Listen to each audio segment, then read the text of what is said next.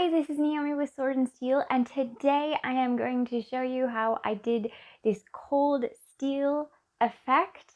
A patron asked me very nicely if I might show them how to do such an effect, so that is what this video is about. Now, the first way is mostly going through the airbrush to apply this effect with a little bit of touch up with hand painting. But then at the end, I do all hand painted version for anyone who doesn't have an airbrush. So I hope you enjoy.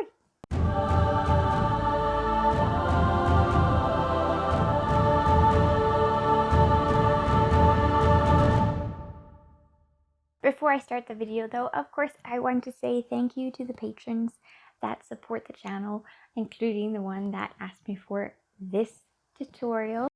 I very much appreciate your support. Thank you very much. If you would like to become a patron to support the channel, you can find all of the information for that in the description. So I haven't painted the entire Srastis Night Lancer I'm showing you because I haven't decided on all the various details yet. This is just going to be the skeleton, and we'll be back later down the road once the rest of the color scheme is decided. So first, I simply use my Vallejo Mecha Black Primer through a 0.5 nozzle and needle of my Iwata Revolution airbrush.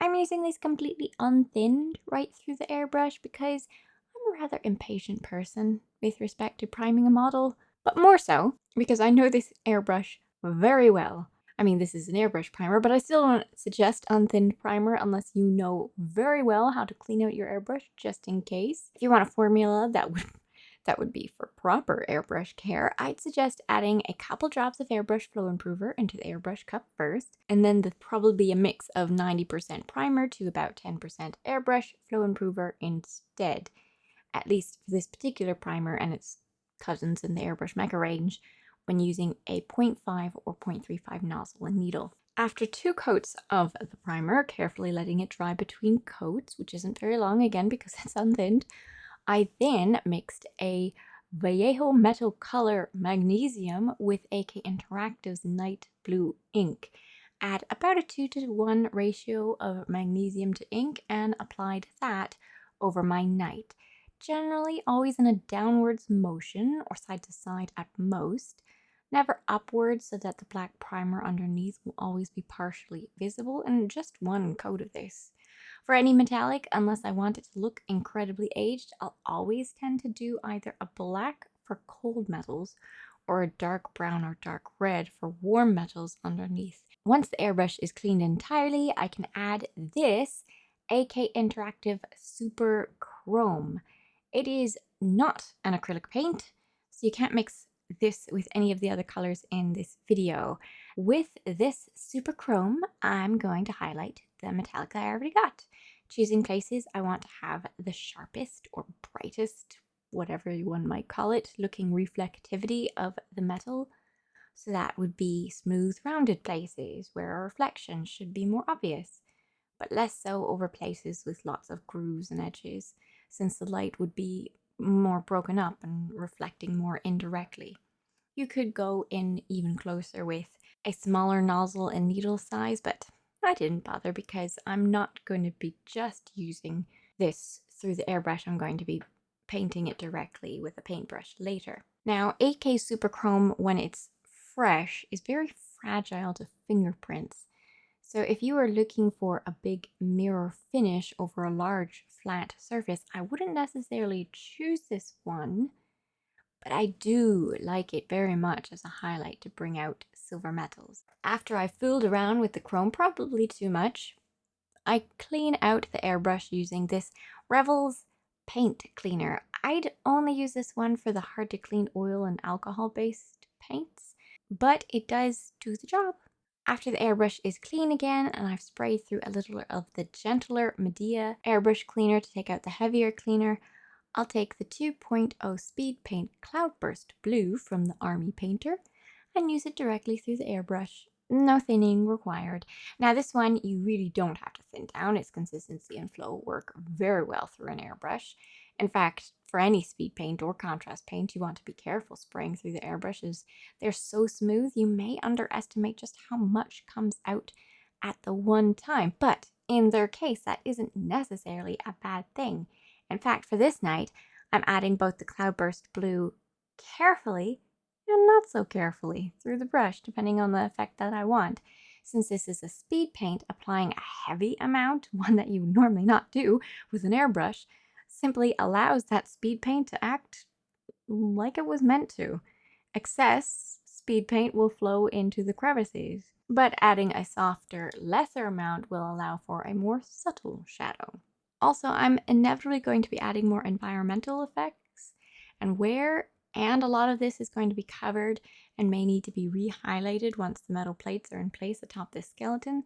So getting the effect perfect right now isn't something I'm too focused on, because after the airbrush part is done, I'll continue adding edge highlighting with super chrome. I'll just pick out areas that I think could be highlighted further, like the top sections of any cornered or rounded areas, or I'll stipple it onto the round joints, or add extra to the areas that could have constant friction. Whatever is facing in a general upward position, and whatever just seems like it should reflect more than other areas. And after I'm satisfied with where I placed the super chrome, I'll use the Speed Paint Cloudburst Blue again to pick out more shadows. This part is just to give more contrast to the lighter areas, and so the metal doesn't look too bright, as well as to add a bit more cold blue to the shadows. The blue will be mostly invisible. This isn't really to bring out a blue, it's more just to add contrast. This step could go back and forth for ages, but again, I won't finish the final detail of shadow and light until after the metal plates of his armor are placed. So I do hope you like this effect and want to try it. And yes, I do use my fingers an inordinate amount during my painting, in particular with gloves on, in this case, because there won't be any fingerprints. But really, if you are not comfortable doing that, you will get basically the same effect if you just grab an old sponge. Now, these steps between the chrome and the speed paint Cloudburst Blue can go back and forth for ages, really. But again, I won't finish the final details of shadow and light until after the metal plate of his armor are placed. So I do hope you like this effect as it is and might want to try it. Now, after I painted this, I knew I had to paint this scheme for those who do not yet own an airbrush. So I had the Space Marine Assault Intercessor already primed with the black primer and thought it would make a great model for this task. We're going to use mostly the same paints for this Space Marine as we did for the Knight, but not with the same formulae or same order. Firstly, we're going to apply Vallejo Metal Color Chrome mixed with the Night Blue ink color and a bit of the black primer at basically a 2:1:1 ratio chrome to night ink to black primer via dry brushing using a very fine bristled dry brush. Now, it is difficult to do dry brushing with a fluid paint, so if you are new to the dry brushing technique, I wouldn't suggest doing this with chrome at all. Instead, find a thicker metal silver like Iron Hands steel from Citadel, or silver from the Vallejo model line, or steel, or one of the new metals from the Army Painter Fanatic range. Those are really nice colors. You are looking for a medium silver with great opacity to mix with the ink. But if you do want to make it a little difficult on yourself, then do as I do and use a fluid metal color and stipple instead of dry brush any area that is flat or rounded to avoid any paint streaks. And when you are doing this, never entirely cover the black primer by brushing downward rather than upward as much as you can. And after that, we are going to make a blue metallic wash. We're using the metal color Chrome as before with the Night Blue ink with some speed paint medium to spread over smoothly so it's transparent but still flowing. I can't say exactly what the ratio I used here was because I was using the speed paint in reaction to what the paint was doing on the miniature, but I suppose an even mix of metal color Chrome, Night Blue ink, and speed paint medium, a 1:1:1 ratio is what I used, and I'll cover the entire miniature this way before letting it dry. So if you were ever looking for a blue metallic, voila, there you go. You could even add just a little bit of the night blue ink to chrome and highlight it if you wanted to keep that blue very much visible, but not for me. The next step is to dry brush using metal color chrome alone, this time with an angle brush.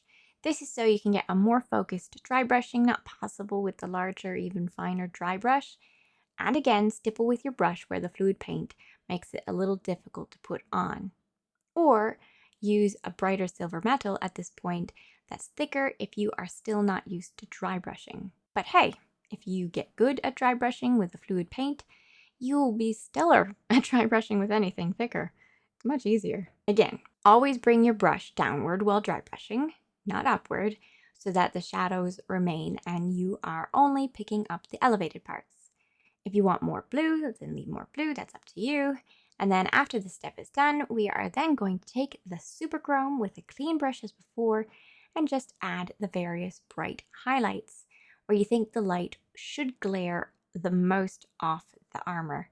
So focusing more on curves and upwards facing edges and generally never along a complete edge. You just want to accent the metal color you've already placed. You know you've placed it right when you can rotate it and you're not sure where the super chrome ends and the color underneath it begins.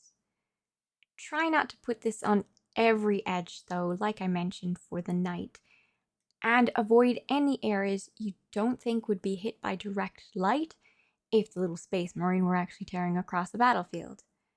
And then lastly, once satisfied with the amount of chrome you added, you can add cloudburst blue to anywhere you would like to have more shadow. So any area where two surfaces meet, any area that is facing downward, any area that is just underneath another area so that a dark shadow should be formed. So particularly the underside of his arms and the bottoms of any of the curved objects on him. Whatever you think looks good. In this stage, you can do as much or as little as you want. You can go back with more bio chrome, dry brushing and stippling if you didn't like a particular aspect that you did. You could go back with more super chrome. These paints are so thin, and you should be using them so thinly on your model that you have a fair bit of leeway to go back and forth between the colors until you are satisfied with the effect.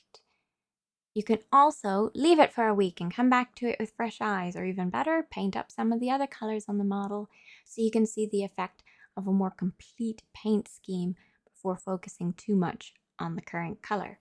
So it's always enjoyable for me to recreate a color I see in real life. So this was a fun little diversion from the current politics going on right now. I was honestly quite exhausted by it all. So this requested task from my lovely patron allowed me to focus on something simple. I hope this inspired your imagination for your own opportunities with these paints or similar paints. And if you had any questions, be sure to let me know in the comments. Even if you had questions about alternative paints that you can use, I have a vast experience with all the various paints in the miniature painting community, so I might be able to easily create an alternative formula for you if you don't have access to the paints that I mentioned in this video. Well, thanks for watching. I hope you enjoyed the video. Make certain again to like if you did enjoy the video. Subscribe to the channel if you haven't already, and I will catch you in the next video. Bye! And for those who stuck around, this is the Knight Cerastus Lancer. It's a Warhammer 40k or Warhammer Horus Heresy model. There's a Knight Castellan on the left and a Knight, well, a customized Knight Crusader on the right to give you some reference. Okay, bye.